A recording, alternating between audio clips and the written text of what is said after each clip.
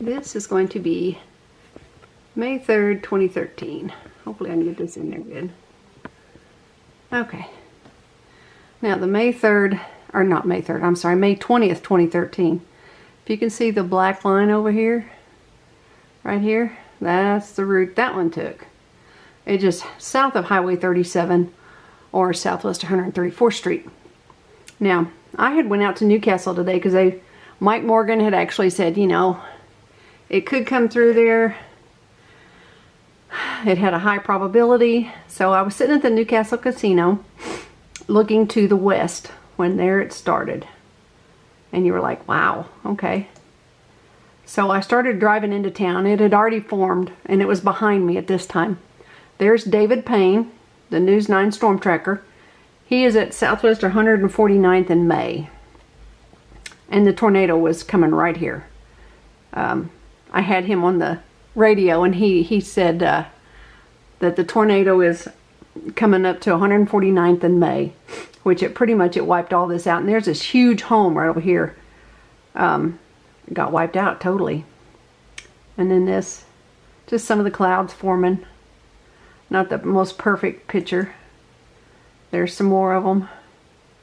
I watched it for a long time. Now this is on 4th Street right here. It's on the north side of 4th Street. And this is after it came through the addition. And the bad thing about this one, because I came home when I was with my puppy dogs. I didn't have a storm shelter. And I kept hearing the roar because it was moving so slow.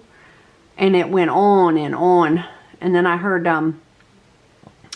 the, hold on a second. Maybe this will make the pictures better. There we go. I heard the Moore Fire Department or police or whoever it was. They came on the over their big speakers and they said, "Citizens of Moore, take cover now." But it was too late. I mean, if you didn't have, and this is not too long after because I was walking and the helicopters are already out surveying the damage. This is the Moore Cemetery. It sits on 4th Street. And up here would be Telephone Road. And Telephone and 4th is where the young lady died with her baby huddling down in the 7-Eleven. And as you can see, a gas line caught fire. This is the cemetery. How I got them side by side, I don't know. Kind of crazy. This is in the cemetery too. That's just how powerful it throws the wood. Blew the semi over. And there's debris in the tree. This park, there was a park right back here. It was absolutely gorgeous with all these trees. And then there's a river that ran through here. River or creek, whatever you want to call it. And then this is looking to the south outside this, behind the cemetery. This is some of the trees that lined all the way down through that little creek area. It's called the Tom Struhall Park, Little River. They had more of them. And this was the housing addition to the south. And part of it was mobile homes. And there's the car. This is why you do not want to be in a vehicle when the tornadoes come through. I mean, nothing's going to help you in this. This is part of, it looks like the radiator coil. Look at that truck. You're not going to survive in a vehicle. Yeah, Blanchard, Oklahoma. Part of it. There's the engine that came out of that car. Now, look at this. Tell me you can survive. You can't. You're going to have severe head trauma. You're going to die. You're going to get jerked out of that car. And look at this. There is a car tangled up in this mess. There's the wheels. And then that's the undercarriage. I didn't go up to it. You know, you just don't want to take a chance. You don't know what's going to come flying out just in case. But there's the smoke. So you can get pretty much a figure of where we're at. This is more along the creek. Somebody's hat. And you think, I mean, this is just debris to us, but this was somebody's livelihood. There's a tire. It was their houses. Another hat. Whoever it was liked hats. There's my dirty feet. I mean, it was horrible. I had to throw those shoes away. Those were Merrell's, my favorite shoes with Gore-Tex. And you can tell, they have a little bit of pink you can see through them.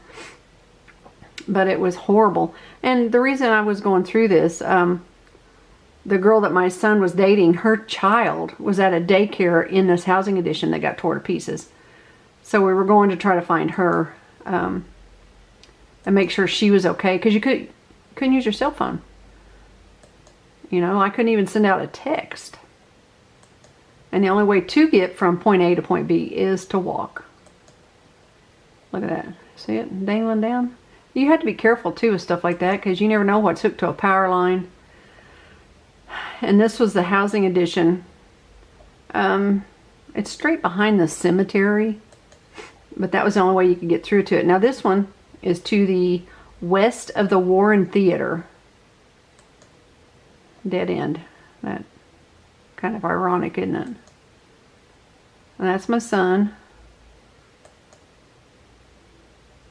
And this, I mean, this doesn't look horrible. Everything's covered in mud. But you can see the damage starting. And that's what's crazy. Some places, you know, very little damage to others that are totally destroyed. My friend's house was gone. You know, it just crazy. You just never know. You know, and like I said, some of it's not too bad. You can tell it's gotten pelted really good. But this guy here, he had just totally redone his house. And then that hit. He had just gotten it done like maybe the month before, I think they said. He was an elderly gentleman. And then you have the puppy dogs that are looking, you know. Their fences are down. They have no idea where they're at. He stayed with us for quite a while. And ventured off after a bit. So I'm hoping he found his forever home. But look at that. You can see it says Heather. Another, look at the trash bin inside the house. It's crazy. There used to be a home there. But not now. And there's something, and then this is where the tornado was coming through. This one's not so bad. But that's the way they do. You know, they pick and miss. You know, we'll tear this up. Not so much there. Yeah. And that's Heather Street again. And then Heather Street would have been this way. And Southwest probably 7th or 8th would have been over here. And then you get to the places that are totally wiped out. To get even to this neighborhood, we had to walk across the creek on a downed tree. That was hard. You know. Needless to say, I almost slipped and fell in the creek. Trying to get over there to see if she was okay, which she was. She was actually sitting in the back of a police car. So we, or my son, he took her to her mom. And then I trekked back home to meet my other son to make sure he was okay. Because, you know, if you don't keep tabs on people, you don't know where they're at. Of course you worry. And you can always tell nader trees. They're stripped. Just amazes me. Oh, there's a car. Totally wiped out. This one here, they were trying to find somebody. I don't know if there was actually somebody in there or if they just thought there was. But they were looking. And like I said, 24 people lost their lives. I believe it was 6 young kids at Plaza Towers. Which, I don't think I've got Plaza Tower pictures on here. I might, but I don't think so. You know, I tried not to be too, you know, just let's take pictures and not care about the people. Because a lot of people lose a lot.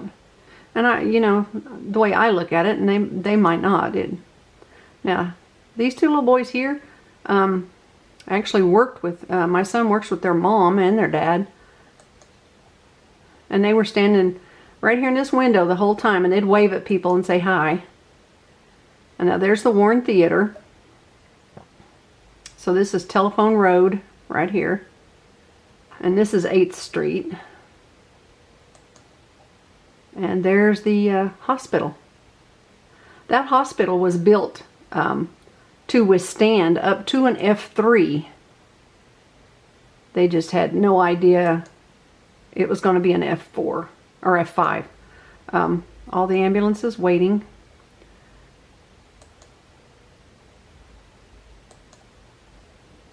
I mean, it's just like mass chaos. And they rebuilt the hospital back, sort of. Not a full hospital, but they built back enough to withstand an F5 this time. But it's really, really small. I mean, it's like half this complex. And this here went all the way around. So, at least they're safe in it now, but don't have near what we used to have. But really, who wants to put something back, you know, that might get blown away? This is still part of the hospital here.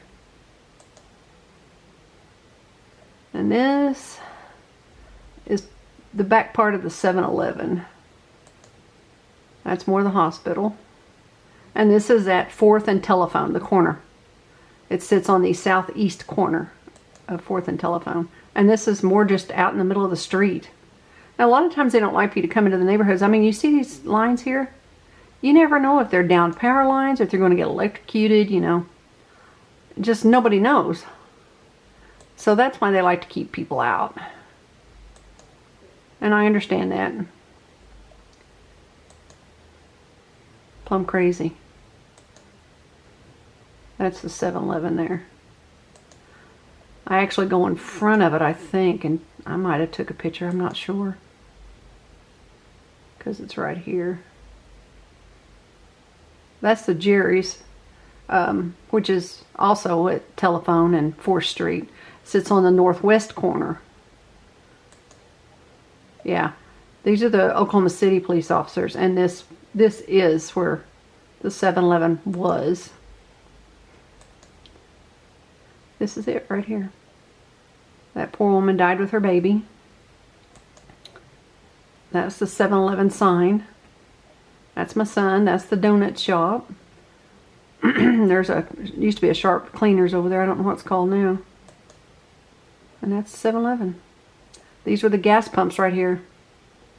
And like I said, this was where the lady was with the baby. Used to, they would put pictures out, or flowers out front for years, and then they quit. I don't know why. And of course the helicopters again. So this is looking back. This would be the 7-Eleven. This is looking to the southeast. There's the hospital, and there's the Warren.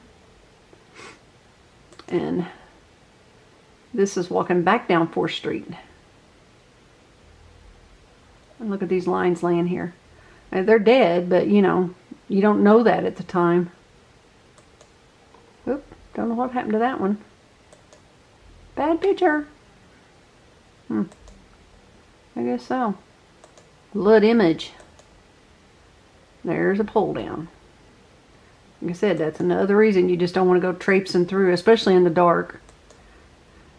And this is the entrance to the Tom Struhall Park. These trees were everywhere. Now we hardly have any. Which I know, I would rather have the people back that lost their lives than trees. This is going down my street, and my entrance is down here. This is a church across the street, but I guess what gets me is the traffic lined up. The emergency vehicles couldn't get through for the traffic. Look at this. I mean, really, people. Some of you need to get home, some don't. This is my brother's house. That's my sister-in-law, Dee. That looks like my son, Jeremiah.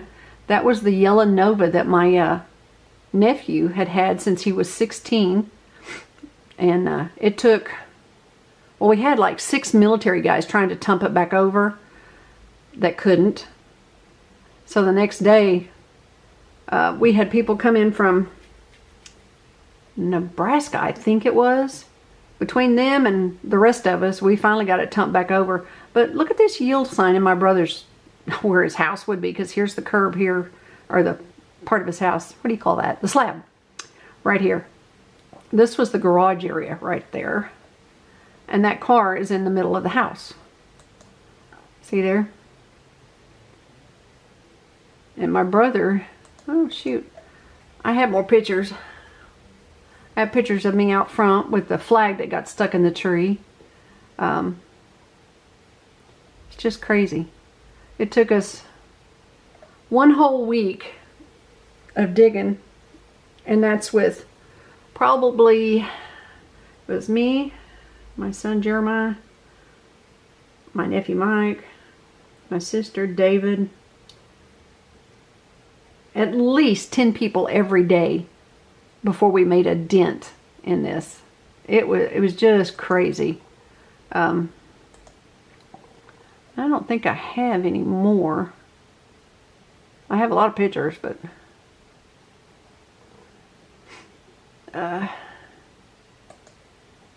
let's see if we have any more tornadoes. I don't know if we do or not. I got a lot of pictures though, don't I? Look at all them little thumbnails. Them little oogity boogities. I should have just keyed in tornado. Been a lot easier. Let me see if I can do that. I surely can if I can get it to come up. Oh, it says nothing matching. Bull honky. Okay. Well, until I find the rest of them, this is going to have to do. Like I said, the May 20th one took this route right here. And actually, I was sitting right here filming this way because Mike Morgan had come on and he said at first it was going to come through 134th and High 44. So I was sitting here, and then for some reason I decided to move down here. Tornado sirens started going off, and that's when I thought, well, maybe I should move, you know. But when you look at it, I mean, I live in this little swath here, a little swath that always gets hit. This one here came the closest to me. I believe that would be the May 8th. But the May 3rd was close enough that my house did what you call the rock and roll thing. I'm surprised it held on. So anyway, this is Chuck and Chuck and Charlie, signing off, guys. Hope y'all have a great day, and I'll talk to you soon. Goodbye.